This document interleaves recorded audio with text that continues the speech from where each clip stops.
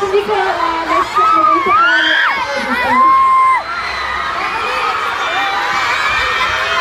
Miss Sandy, welcome back. Alam kong pagod na pagod ka sa inyong hectic schedule.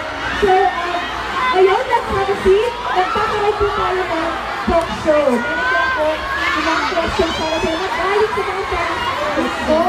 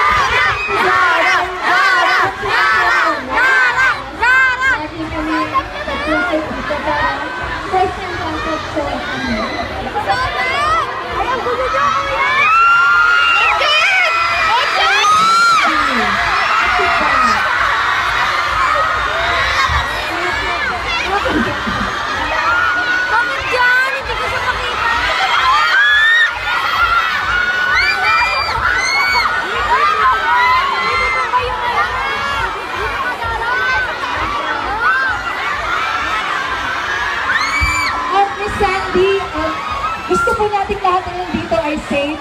Pwede niyo po bang iasa ang ating mga fans na pwede pong nagawin niyo na po sila ng konti?